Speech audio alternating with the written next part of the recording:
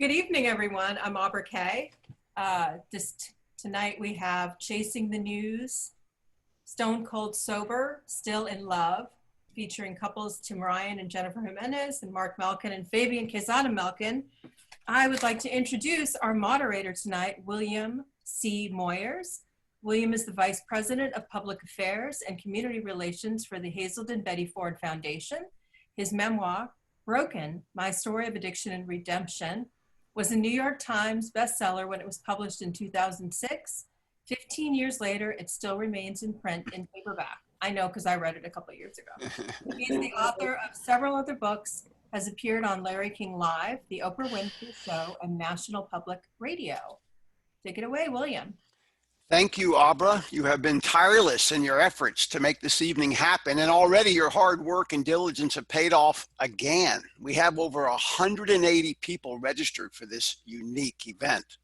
Welcome, everyone, to a candid conversation on sobriety and fidelity in the midst of the topsy-turvy times of this relentless pandemic. From my home office in St. Paul, Minnesota, I am your moderator for this evening. And just like our first webinar back in August, this means my chief responsibility is the timekeeper for tonight. And my primary challenge is to keep us moving so that we have time for the always important, always intriguing questions and answers on the back side of this webinar. You'll note that the chat feature on your Zoom panel down at the bottom of the screen, you'll see that chat feature. If you have some questions, go ahead and type them and send them to Aubrey and me and via the chat, and we'll pose them to our panelists in the second half of our program this evening. Before I introduce everyone, let me thank our sponsors. There are only two this evening. Real Recovery Film Festival Virtual Edition, coming to a computer or a personal handheld device near you on November the 6th through the 12th of 2020. And our second sponsor, the Hazelden Betty Ford Foundation, the nation's largest nonprofit provider of addiction treatment. And in the interest of full disclosure, it's where I have worked for the past 24 years and where I was a patient 31 years ago last month. I want to thank my colleagues, Jeremiah Gardner and Nick Motu, for agreeing to Hazelden Betty Ford's support of this important gathering this evening. This evening is brought to you by our sponsors, but it is the brainchild of one man, my friend and fellow traveler, Leonard Bushell, the editor and publisher of Addiction Recovery e-Bulletin. Leonard, before we get going here with our guests, I've got to ask you what a lot of people at Hazelden Betty Ford want to know, and it's this. How did you decide on this topic for this evening, maintaining sobriety and fidelity during a period of uncertainty? Leonard? Okay. My name is Leonard Bushell, and thank you everyone for participating tonight. It's really special. The brainchild, well, I guess, and in full disclosure, I was also a patient at the Betty Ford Center in August of '94. Every day started out at 100 degrees and went up. But my using had finally taken me to hell. So I want to thank everybody there for keeping the air conditioner on. And why I thought of this was because, you know, when the COVID hit, I'm being single, I thought it was relatively easy for me to row my own lifeboat through these uncharted waters to see how I could handle it. And being a soloist, it's not that hard dealing with quarantine. But then I started wondering how all the couples I knew, without any real meetings, with so many jobs either being lost or done from home, how people were grappling with these uncharted waters and whether they were getting closer or getting ready to kill each other. Because it seems like quite a challenge to have your basically whole life turned upside down like it has been for so many of us. And I'm at my home office in Studio, California. And in full disclosure, I'm also the founder and director of this virtual Real Recovery Film Festival, November 6th to November 12th this year. And it's not just on devices, it's streaming in other ways. So that's why I just thought, how do people, I wish I had the challenge myself, but I don't. But I'm wondering how people who live together and work together and don't work together have stayed, without real meetings. Well, thank you, Leonard. Let's find out. We've got two couples taking on this big topic. Mark Malkin and Fabian Quesada Malkin coming to us from Los Angeles this evening. Welcome, Mark. Welcome, Fabian. Thank you. Thank Hello. you. Thank you. Also joining us from Beverly Hills, California, Jennifer Jimenez and Tim Ryan. Welcome, Jen. Welcome, Tim. Thank you. Thank you. Also want to just, on a personal note, thank all four of you for your willingness to stand up and speak out in a public setting like this on a very intimate topic of sobriety and fidelity. It's not every day that people are willing to take on, you know, a topic like this. So for you all for doing this, thank you so much. And so let's just dive right in and find out. Mark and Fabian, the two of you, you met and you got married in sobriety. What impact has this pandemic had on your relationship? Mark? I mean, I can't speak for Fabian, but I think it's made us, it's deepened our relationship. I think it's, you know, usually when there's no pandemic, I'm very busy, he's very busy. I work late at night and sometimes he's with me, sometimes he's not. And we've spent obviously more time together than we've spent we've been together a total of 9 years. But I think it's really deepened it. It's, you know, we converse more, we talk more, we understand each other more, I think. And I get to wear his pants now because of that. So Fabian, I mean, do you agree with that it's brought you guys closer together in sobriety? I do believe that it has gotten it closest in sobriety because it just, like he was saying, he used to work a lot and we wouldn't spend a lot of time. And now I get to spend more time with him. And at first I was a little bit like, kind of like scared, I'm not gonna lie. Because I don't know like how much he can take of me more than it's not because of him, because I find him really easy to be. And I was more worried about me, but we've been really, like he said, it's gotten us more close and more, not that we're honest before, but we're getting to know each other a little more. And because we're in like a close space for such a long time, we get to see each other a lot and get to know even closer in a way that you really kind of don't have a choice to. Yeah. It's there, but it's been great because I love him and I truly, he's my rock, and I don't know that I wouldn't choose anyone else to be in quarantine with than Mark. Thanks for sharing that, Fabian.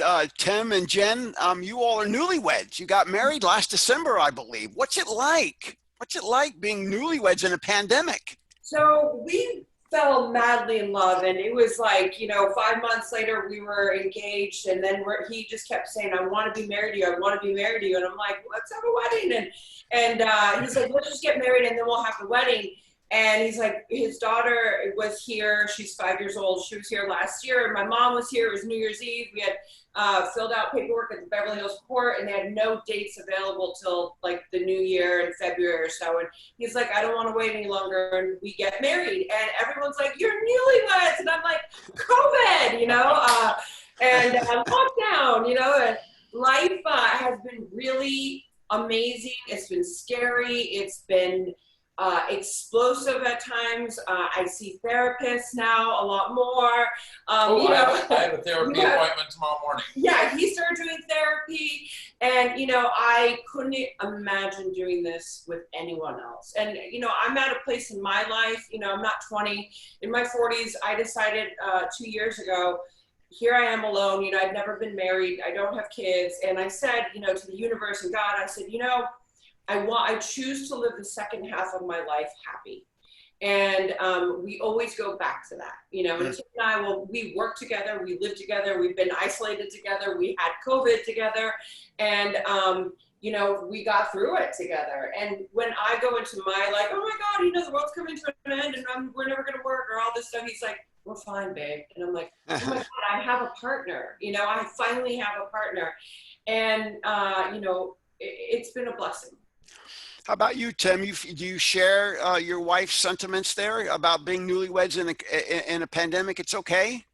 Yeah, you know, the best thing about Jennifer coming into my life, the 6 years prior, I was going, and the last thing I was looking for was a relationship, and I wanted to partner up with her for business, to speak together, to do interventions, maybe have a docu-series, open a treatment program, and it's been this whirlwind. But as Fabian said, Jen is my rock. She is my best friend. I just turned 52 the other day, and in this second half of my life, I want to enjoy. And like Jen said, I mean, we are together 24/7. We work, we travel, we do interventions, we speak together. And then we were, you know, on this COVID lockdown, and our world shifted because we had 85 speaking events get canceled. Then we both got COVID, and it was 6 weeks of hell, but we did it together. And man, my life is blessed, truly blessed that we are able to do these things and stay sober and not kill each other. So far, at least. Yeah. Can I say something? So I love when, you know, I don't love the fact that coronavirus and COVID exists, but everyone's like, it's baby boom year. And I looked at him, I'm like, it's like, hope we don't get divorced here. I mean, like, I really feel that. And I'm glad that we're all, four of us are all in a relationship and still happy. Well, let's talk about that stress, though. I think you bring up a good point. I read a piece the other day that said, as a matter of fact, in some countries that are sort of on the backside of the pandemic, they are seeing a spike in separations and divorces. Mark and Fabian, I want to come to you and ask you, Mark, I'll start with you. Is this pandemic the most stressful influence that you have felt in your relationship with Fabian? No. I can talk about it. Yeah. Fabian was undocumented when we met. I'm not going to cry. And he was undocumented, and I don't want to talk for him, but we fought the government for 5 years to get his green card. And there were many nights or days that I would fall to the floor thinking my husband was going to get deported. So, you know, what I keep saying to people with recovery and COVID, I'm like, COVID's nothing. Through overdoses, we got through green cards, COVID, oh, we have to stay home? Really? That's not going to kill me. Yeah. Fabian, what about you? Has this been the most stressful period in your relationship with Mark? That's that is the one thing that is probably has not been stressful and during COVID, my relationship, because it's like I said, I feel like we have grown together and we talk together, and we have grown as a couple. I believe anything else around it is the one that it has caused more stress, and during COVID, like work stuff and other stuff than the relationship. But the relationship, I think, has gotten stronger for me. That's inspiring to know that. Jen and Tim, what has this pandemic taught you about your own recovery? Jen, I'll start with you. What have you learned about yourself in recovery as a woman in this pandemic?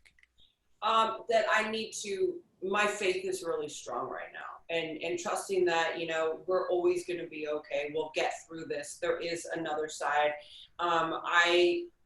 I feel that it's taught me that I also need to dig a lot deeper, you know, a lot deeper. I have to, you know, tell on myself more. I remember the first week we had flown here because I had put acting on hold for a little while. And I decided to tell Tim that I had been holding for a few years. I'd been in the trenches, you know, just speaking and stuff. And I said, you know, babe, I've been holding this for a few years. I really want to get into acting. Tim's like, act then, babe, you know, just like such a guy. And I was like, not ready. Let me tell the universe when I'm ready. And so I did. A couple weeks later, and boom, I get a movie. Like, it's crazy how it happened. And then I get another one, and I get a pilot. And so we had flown back the first week of March or so, and I'm going to shoot a pilot. And all of a sudden, California shuts down, you know, 2 days later.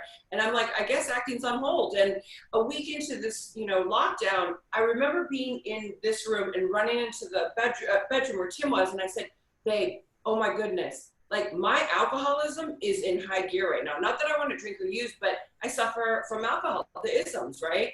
And I go, and my mental health is at stake because I suffer from depression. And I go, oh my gosh, there's a pandemic within a pandemic about to happen. And he looked at me and he goes, we need to talk about that. And so I needed to be very clear and very thorough with myself and with my mentors, my sponsor, people around me, just constantly telling on myself, you know? So it's having me dig deeper and really hold on to what I have right now and appreciate it, you know, the moments.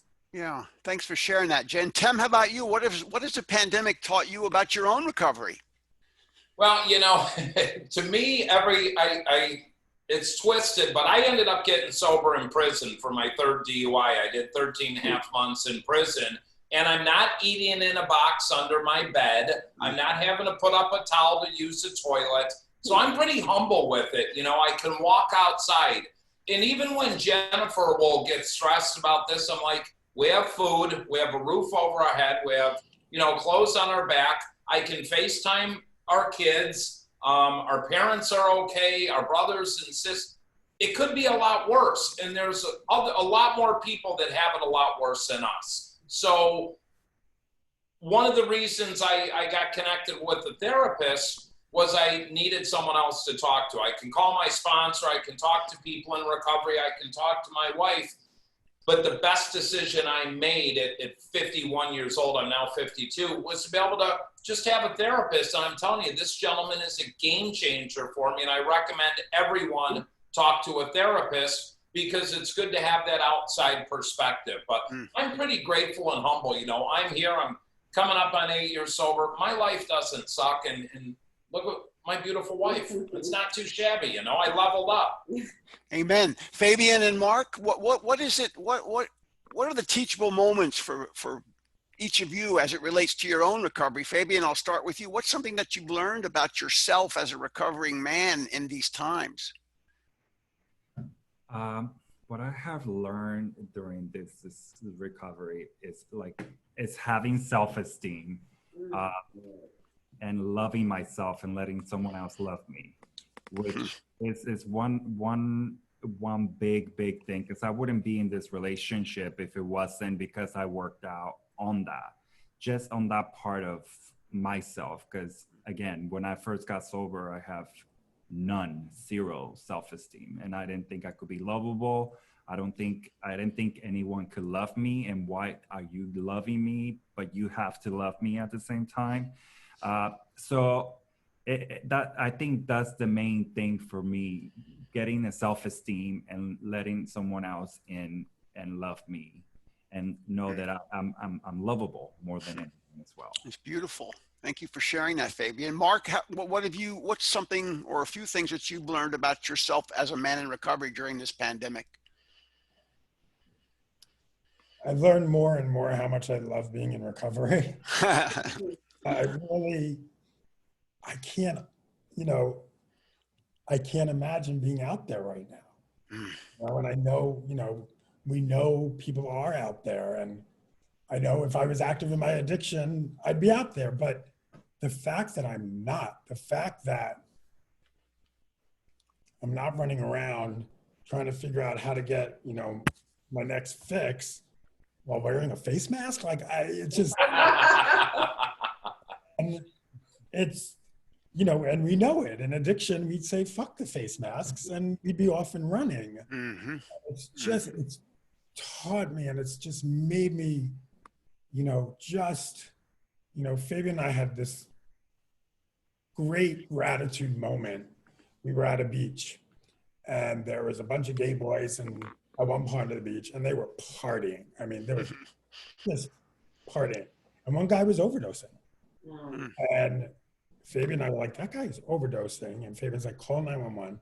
So I call 911. They get me through the lifeguard. And earlier in the day, Fabian said, do you want to move from here? And I said, no, I'm fine. I don't care. They're partying. Has nothing to do with me. So we call 911, and I tell them, I'm like, I don't want these guys to know that I'm the one who called because they're all on drugs. I don't know what they're going to do. I said, I'll try to flag you down without them seeing, of course, there has to be drama involved.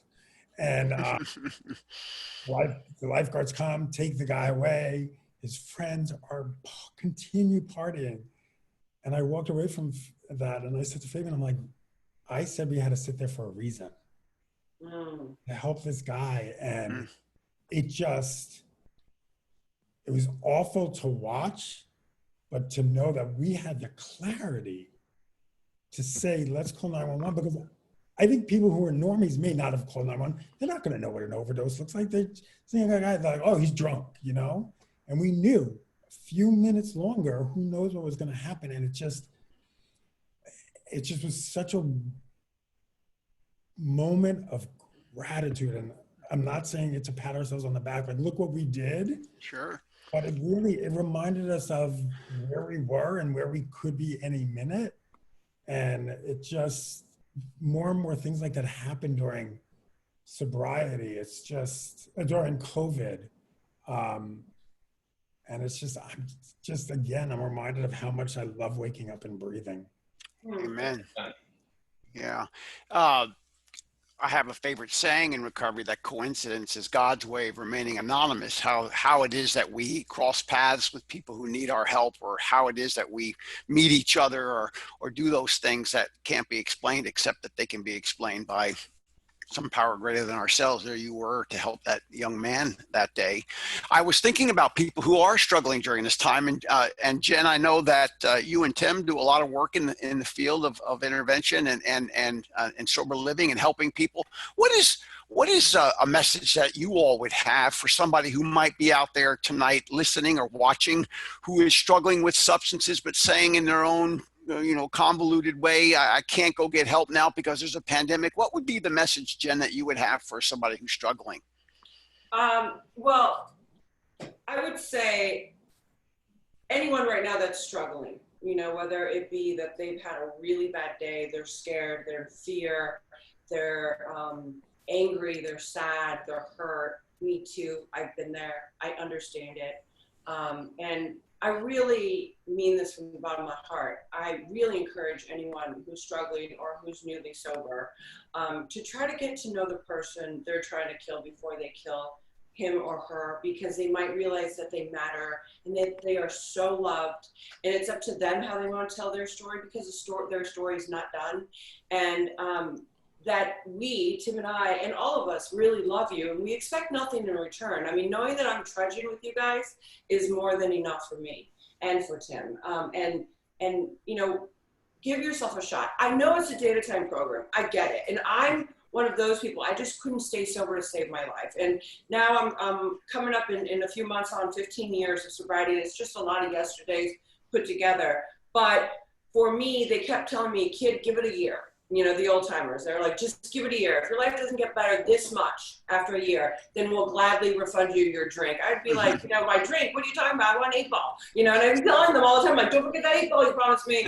And they're like, just do the work. And I did the work, and I did the work, and I did the work. A year later, I'm in Argentina. My family's from Buenos Aires. It's their summer, our winter. It's January 15th, my sobriety day. I'm walking out of my grandmother's hospital. She was slowly dying. She didn't die that day, but I was walking out, and I was walking on the dirt roads, and there's some donkeys walking by in Buenos Aires, and all of a sudden, like, I start going, gosh, it's so hot. And I'm like, it's hot. And I'm like, it's hot. And I start screaming, like, it's hot. And they're probably like, this damn, American, what's she doing? And I realized at that moment that I felt heat. Like, I felt for the first time, and my life got that much better. And that is why I hang on to no matter what. So I encourage others to do the same thing, because life does eventually get better. So, Tim, what about the family that's out there tonight? They've got a loved one, a husband, a wife, a spouse, a significant other, a child. What do you, and I know you've done interventions and helped a lot of people in your advocacy work. What do you tell the family that's out there tonight wondering if this is the right time to get help for that loved one who is struggling? What do you say? It's always the right time. If they have a heartbeat, they have hope, whether they've been kicked to the curb, they're homeless. The hardest thing for anyone to do is this: I need help. And there are resources available. I mean, we run a nonprofit. I field 50 to 100 phone calls a day. 90% of the people don't have any resources to get into treatment. They're out there. You just got to put your hand up. And if you're the parent or loved one or husband or wife, stop the enabling, stop the codependency. If you baby them, you're going to bury them. I've been to 150 plus funerals, the first being my 20-year-old son that died on my 21-month sobriety date from an accidental overdose. And I went to a meeting that night and I never looked back. But quit waiting for tomorrow, because tomorrow may never come. It's whether it's alcoholism, the opiates today, it's all fentanyl. Cocaine's caught with fentanyl. Meth is caught with fentanyl. Stop the insanity and just put your hand up and ask for help. Reach out to us through social media, whatever. There's help out there. It's just a matter of putting that hand up and asking for it. Thanks for sharing that. I know at Hazel and Betty Ford, we often talk about the fact that the only bottom with this illness is death, and anything short of that is a way out. That hope that you talk about there is critical. So thank you for sharing that. I want to talk to Mark and Fabian, and then Leonard, I'm going to come back to you in a minute on a question, so get ready. But first to Mark and Fabian, when we were preparing for this webinar, you all shared with us, Mark, you shared the fact that at one point you had a recurrence of your use of your illness. It had come back at some point.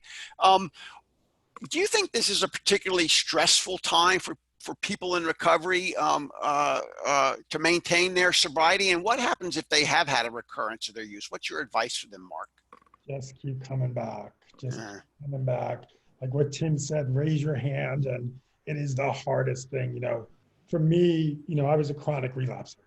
I was the guy on every Monday night meeting crying because the weekend had just ended and I'd messed up again. And I had a therapist say to me, you need to stand up as a newcomer. Didn't want, you do the thing. I'm like, I'm just going to get through 30 days. Then and you just, every time they say, stand if you're a newcomer, you're this. I'm like, and you think everyone knows. And he said, you have to stand up and you have to take those newcomer chips. You have to own it. And I never understood that. I was like, I know what I have a problem. What do I got to own? And that's where I got on my road to recovery. And, I did have a relapse in our relationship. We weren't married yet, and it lasted 24 hours, and it was the worst 24 hours I could ever do to a person. And I know that if I probably was with a normie, I don't know if the relationship would have lasted. I mean, I have no idea, but I know Fabian understood it, and it definitely caused a strain in the relationship. Things like that will, let's not sugarcoat it, but it's just keep coming back. I can't, I've become that person who says that when you're first in the program and you heard someone say, keep coming back, it's like, but it's torture to keep coming back. It's torture. But if you just keep coming back and, wait for the miracle, God, I sound like that person. Well, and it certainly beats the alternative, right? Which is not to come back. So you got to keep coming back. Fabian, what's your counsel? Let's say you're in a relationship. If say somebody's watching tonight or listening, and they're both a couple in recovery, and one might be struggling, and the other one is still, holding on to their recovery. Fabian, what's your counsel to that person in the relationship who is sober when their partner or their significant other isn't in that moment? The only thing I can say, and again, like Mark just said, he was only out for 24 hours. And I don't know how I will have handled myself if it would have been more than 24 hours. But what it helped me to stay and be compassionate about it is like, what if it was me on his shoes? Like, do I want him to leave me and just throw me away just because I make that relapse or that mistake? Or do I want to stay and figure this out? And again, just like he said, let's not sugarcoat it, because it took us work to move forward from it. So the advice I will give someone that is with someone that is using or drinking and the one that is not, I would just say, be compassionate until I guess you can't be compassionate anymore, because if the person is in his disease, there's nothing you can do to save him. But always think of like being yourself in their shoes. And I think that's all I can say about that. It's beautiful. Thank you, Fabian, for sharing that. We're halfway through already our webinar. We've got another 30 minutes to go. We're going to start taking some Q&A. We've got a lot of questions coming in now. We'll come to that in a minute. But Leonard, I wanted to turn it back to you for just a moment. And I don't see Leonard on there. Is it safe to assume he's there? There he is. I see you, Leonard. I see a still photograph of you, but can you hear me okay? I can hear you very well. Okay, Leonard, let me ask you, when you hear these two couples talking about hanging in there together and going through recovery together and dealing with this pandemic together, what do you feel? I mean, what do you feel as somebody who you talked about sailing through uncharted waters, oftentimes by yourself or separately? What do you think it's harder? Do you think it's harder to stay the course in recovery when you're by yourself than it is when you're with a couple? Well, not when you're in either of these couples. Sounds like it would be much easier. In fact, the other night, there was an earthquake in Los Angeles. During the day, Ruth Bader Ginsburg died. And then I went to a party. And then that night, there was a fairly substantial 7-8 second earthquake. And going back to sleep, it happened at 11:30 at night. I thought, it would be really nice to be with someone else here to feel, to protect and feel protected by. So, I might be cavalier and flippant by saying, oh, it's easy to steer and row my own boat during these, uncharted waters. But it would be even nicer to have someone to row when I'm too tired, or to row for them when they're too tired, and to point out all the lovely plants and trees along the shores of this river of life.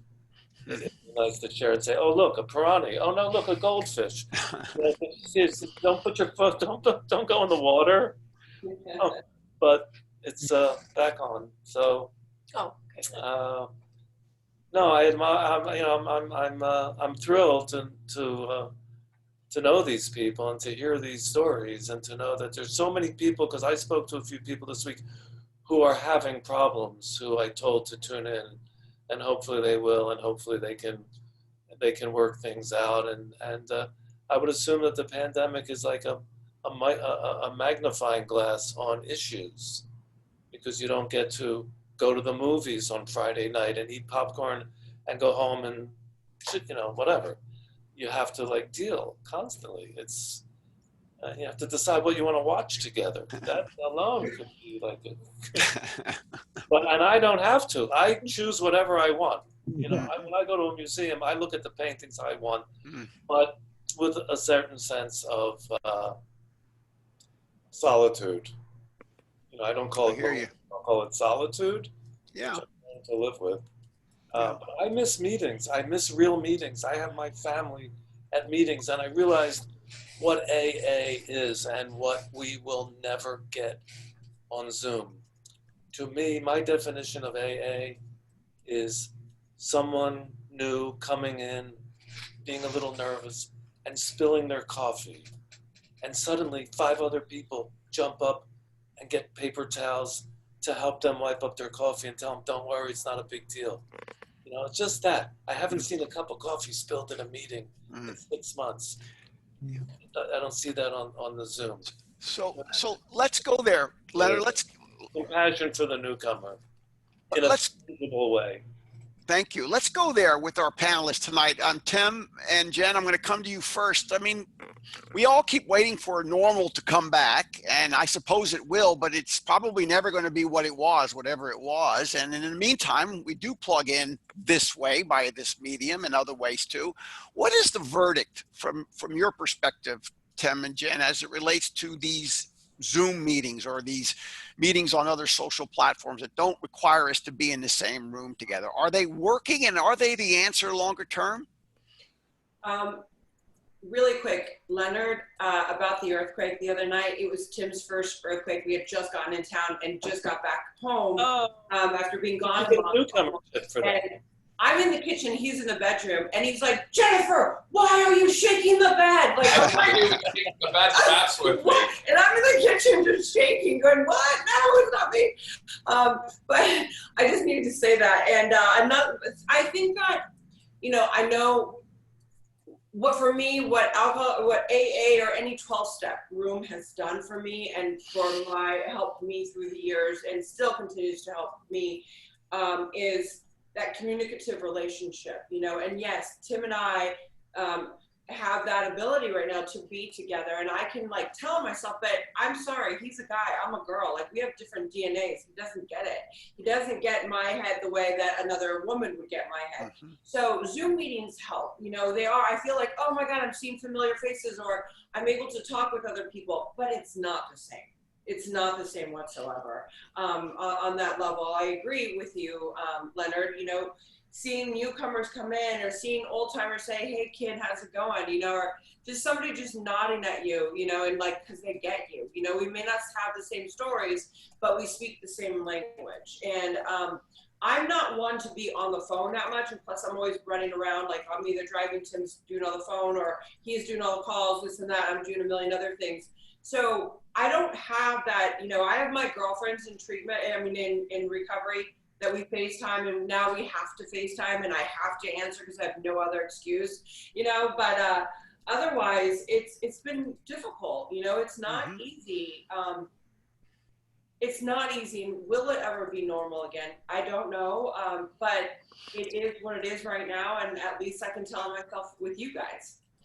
Tim, is it working for you, Zoom? You know, it's not the same, but I look at it, I always try to take a negative and turn it into a positive. You know, we were, the Skirball event that Leonard was having, Jennifer and I were presenting at that, and then in March, and that got canceled. But right now, I'm able to meet William, Fabian, and Mark. I have 3 new friends here. Because of COVID causing this to happen, I'm able to do meetings with people all over the world. But it's not the same. We were in Florida, we were able to do a meeting a few weeks ago or a month ago, whenever we're in Arizona, we could do one. But I know people that are meeting in their backyards and getting 6 or 8 guys together and putting some chairs up. So you got to think outside of the box. What hurts my heart is for the new person that's trying to go to a meeting, or they can't get a 30-day coin, or they can't get a year birthday cake. And they can't see someone spill coffee or just get a hug. I miss that. I miss coming up to my friends and just giving them a hug and saying, I love you. You know, it's great to see you. But we have to adapt with where we're at. This too shall pass. This is not going to blow away, but hopefully, you know, the governments will do what they need to do. But I don't think this will be around forever. We just have to adapt. And that's what we did in addiction. And that's what we have to do in recovery. Thank you. Fabian, Mark, how's it working for you, this remote connection to recovery? I mean, I have to admit, I haven't been doing as many meetings as one should. Zoom meetings, you know, they're there. You know, I do miss the in-person thing. I'm a personable person, but it's pretty amazing how quickly the recovery community pivoted. You know, it's like everyone went into survival mode, and it was like, here's a Zoom, here's a Zoom. At that point, I'm like, I don't even know what Zoom is. Directory. I remember asking someone, could you send me your Zoom directory for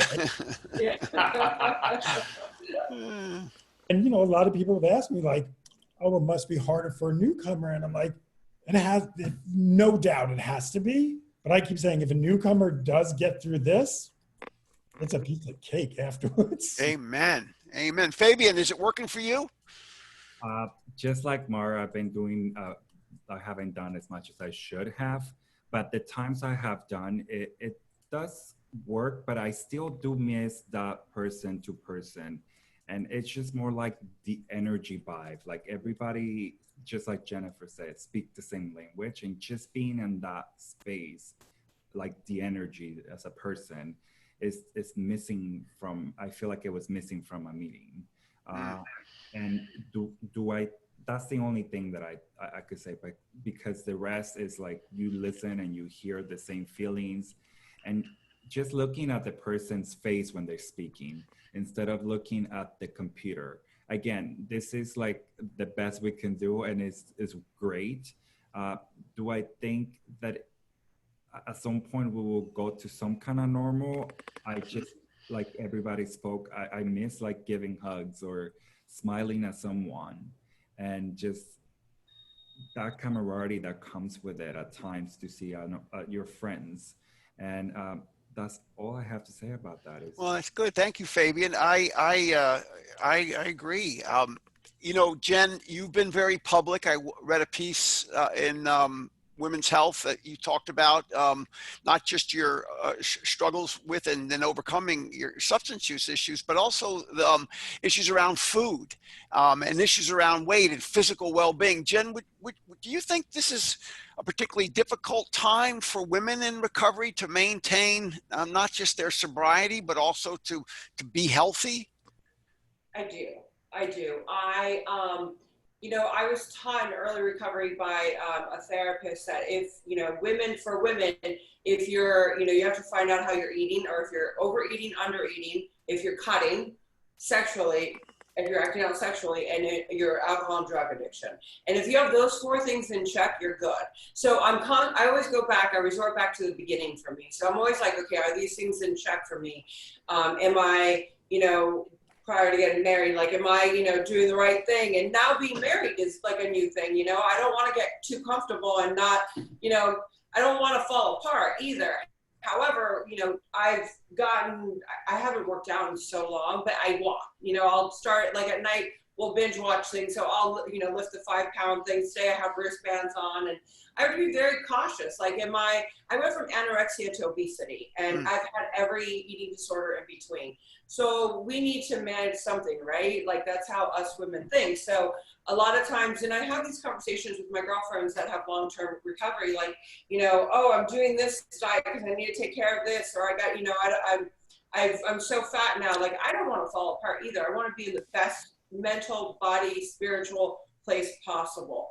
And we got the COVID-15 as well as getting COVID. Explain what that is. And that means we gained 15 pounds. And at first, everyone, you know, because I had all these things that, again, I talk very openly about this, and I've written about it and stuff, is that, you know, we had the run, like, we had all the symptoms, right? And so people are like, girl, you must look bomb. And I'm like, I think I might be getting there. Then they put us on prednisone, and I'm like, for a month. So I exploded for me, you know, and I'm like, okay, I'm not 267 at my heaviest, but I could feel better about myself. So I started that journey again.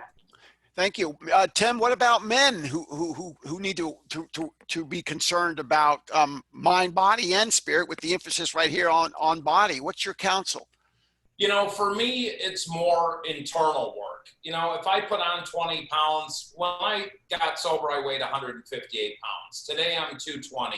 Yeah, I need to lose 15, 20 pounds, but I don't get too hung up on that. I actually did do push-ups this morning. But our lifestyle, traveling so much, and, you know, you can't even go to an airport restaurant and sit down. So we're having to eat out of the convenience store, a bag of peanuts, a bag of chips. I got 2 Snickers bars. So it comes with it. But yeah, it's very easy because people can get into depression very, very easy. And they start self-medicating if they're sober, with food, with sex, whatever. But yeah, you gotta keep all that in check. But one thing you have to do, you have to tell on yourself. And our other topic earlier, when we're talking about people struggling, and the best advice I ever heard was, don't take any advice from the last person you got high with.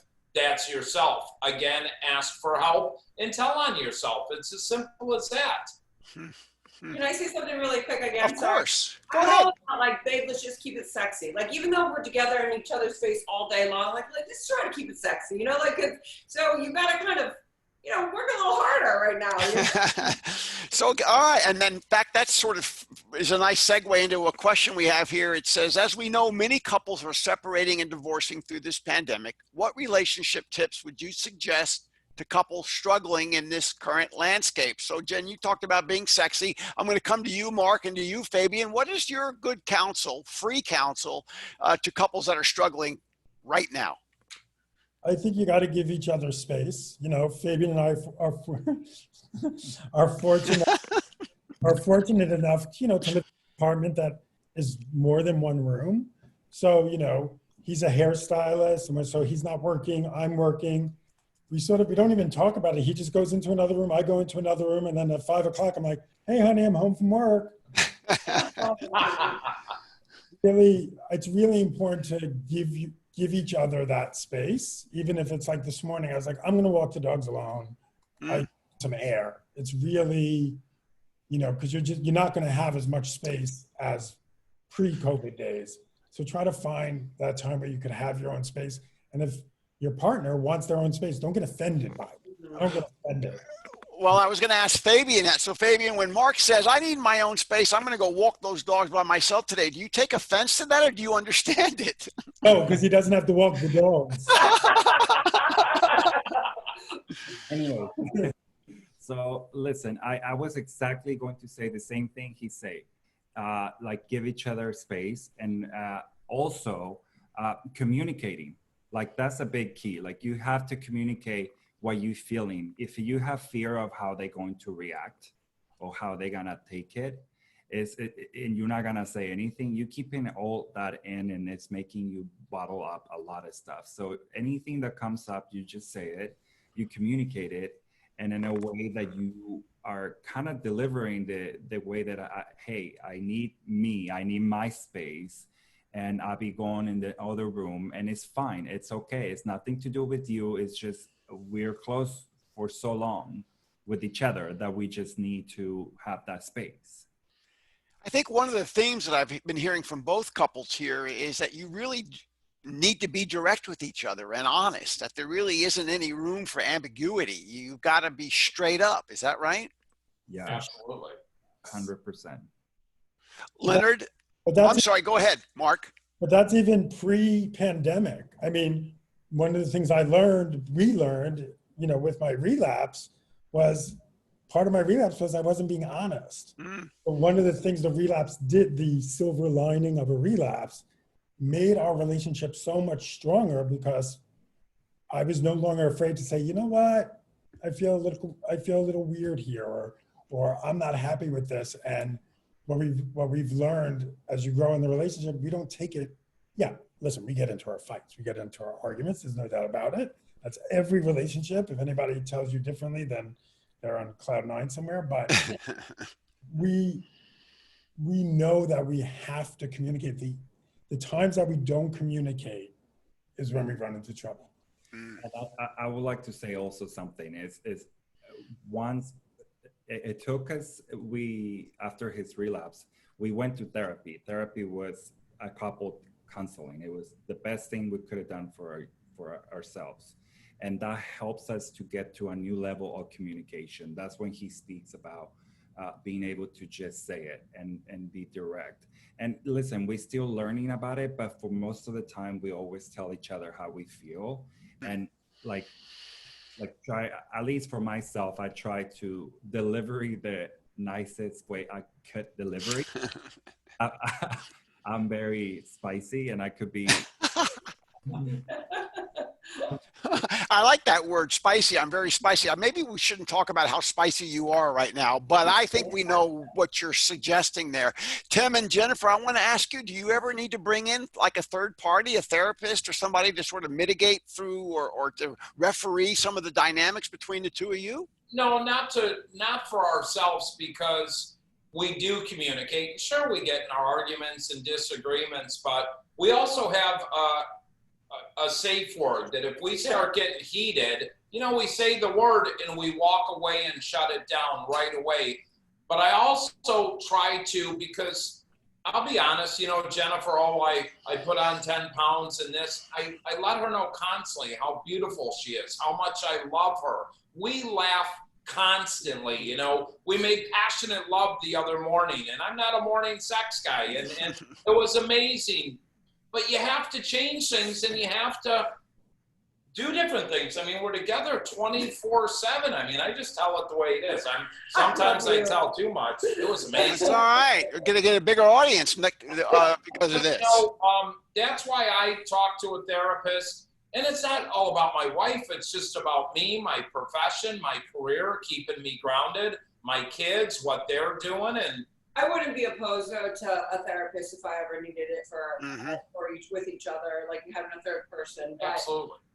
I know how to go to my corner of, you know, and do my thing. Thank God for my tools and our tools. She sends me out to the sitting chair in the yard. My thinking chair.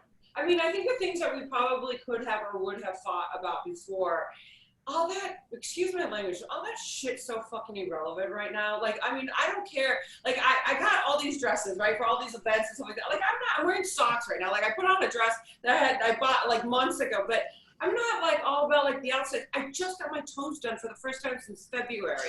Yeah, that's crazy. Like, you would think that but I mean, you know what I'm saying? Like, I'm not. Yeah. Like all that other stuff Doesn't that we matter. used to fight about, and like he's like, babe, I love you for you. Like all Well, that. what I always tell her is, you know, this industry we work in, it's crazy. You deal with a lot of death, heartache. There's great successes, but I said, look, honey, if I want to move to Montana and open a pizza shop, are you cool? She said, tell me when and where, and we're gone. So again, I go back to that. I just want to be happy, and I want us to be happy. And you know, with what's really going on outside, like I'm not, you know, when all said and done and my day is over and it's time for me to like go out of this world, I'm not taking like my shoes with me. You know, I hope I take like, you know, did I make a difference? Did I help some Did I help somebody? Yeah.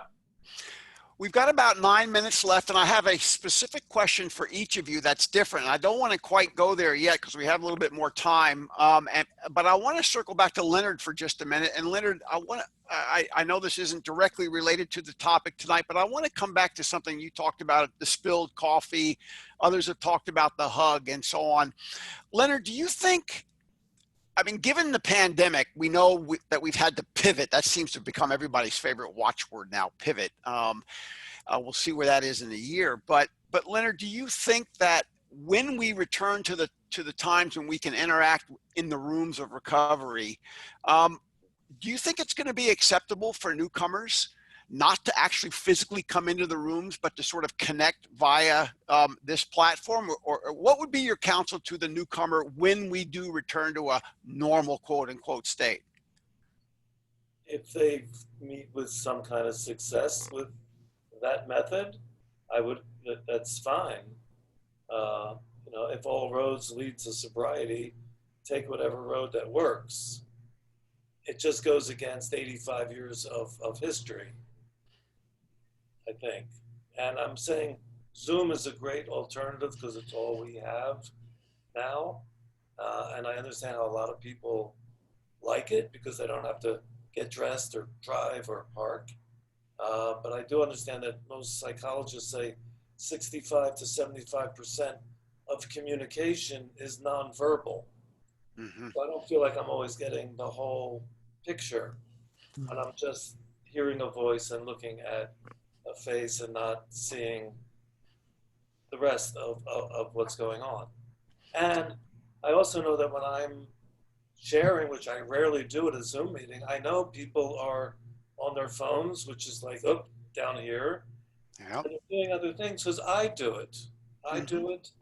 And I think part of sharing at a meeting is very, you know, I think Freud had it right, you know, when he talked about, I think it's a very Freudian, I think Freudian therapy works best in AA where people talk without being interrupted, where everybody is focused on them. Because if half the room was looking away, you know, you would feel that, and they wouldn't look away because out of respect and out of interest, they would look at you. So it's a little discombobulated to me, especially when my home group that had 30 people every day now has 110 people zooming in from all over, which I guess is okay. It's obviously okay because it's all we have. but ultimately, I don't know how many meetings Bill and Bob would go to online if they came back. Mhm. You know, I think they were real, and I love the hugging, and I don't get the hugging or the coffee afterwards. You know, they say the real meeting is before the meeting and after the meeting. Mhm. And now, when the meeting's over, suddenly, you know, everyone's gone. It's like poof, everyone's gone. It's like, anyway, Well, that answer the question at all? yeah, no, that'll be good. That well, listen, stop using. there'll be plenty of fodder down the road to come back and explore these times in the future and look back, and we'll have a perspective that will probably be different than what we believe today. And so I know Abra is a fan of Zoom meetings and seems to benefit a lot from them. yeah, Abra, why are you such a fan? If you don't mind me putting you on the spot for a moment, I know you weren't expecting a question. That was Leonard who put me on the spot. Yes, thank you. Do you like being on the spot? Oh, sure. So Abra, what's I the best don't- part about Zoom meetings for you? I don't love Zoom meetings. I'm just really grateful that they're around. And I've seen people come into a meeting 6 months ago, 7 months ago, and get 6, 7 months. I know I'm sponsoring someone in another state. My sponsee is sponsoring someone in another state. You know, recovery goes on, and it has to be fluid, and it has to be changed. You know, it had to change with this, and thank God it did. One of the first things that once I knew about Zoom, one of the first things I did was to take my home group meeting onto Zoom. And it's not the same, but a lot of the people go to that meeting. I crave in-person meetings as well. You know, I crave the energy in a room. And I get bored with Zoom. I mean, one of the best things about it sometimes is that I can shop on Amazon while it's going on in the background. Right. So, it's hard for me to stay. Right? Yeah. Well, So, but I'm glad they're around. yeah, and they have made it possible for us to all be together tonight and bring a powerful message of hope and healing to people. William, might I suggest to keep all of our viewers on till the end? Will Tim and Jennifer reveal their safe word at the end? You better be careful what you ask. I don't know about that. I don't know. That might be. We might want to leave everybody hanging in suspense and do this another time, maybe. We'll be talking about bringing a third party in, and yeah. I'm sorry, but my mind is. That's where my mind went. I'm like, It goes in one direction. Let's be careful now. What the hell? Let's be careful now. I know I want to be respectful of time and the fact that we're coming up at the top of the hour. We've only got a couple of minutes, and I've got a specific question for each of you. I'm going to start with Mark, then I'm going to go to Fabian, then I'm going to go to Tim, and Jen, I'm going to close with you. But this is a question that's not directly related to the couple dynamic, but I just think it would be a shame not to pose this question given the incredible amount of talent that we have here tonight. Really interesting perspectives, and a lot of us don't ever get to rub elbows or do Zoom meetings with such talented people who've got all kinds of interesting perspectives on these things. So I got a question for each of you. It's separate. I'm going to start with you, Mark. And then we'll wrap it up here. Mark, what I want to know from you in your role as a journalist is how do you think this pandemic is going to play in Hollywood in the years to come? I think what we're going to see, I think anyone who says they think they know what's going to happen, they don't, because we don't know what's going to happen next week with this pandemic. But I do think, talking to a lot of artists and content creators, I think we're going to see a lot more content once this is over. You have writers who are being just forced to be home. They have to write, and they're just writing and they're writing and they're writing, and artists are painting, and filmmakers are writing scripts and working on scripts. So I think there's going to be this crazy burst of creativity that's happening during the pandemic, and then once the pandemic is over, everyone's just going to want to be together and create and really sort of move things. I think there's going to be a radical shift in the distribution of content, but we don't have to get into that. So I think, the silver lining of this is I think we're going to see creativity. We're going to see art come out of it. Someone described it to me the other day as it's going to be like the Roaring '20s. you know, Awesome. you know, Yeah, thank you, Mark, for sharing that. We'll see.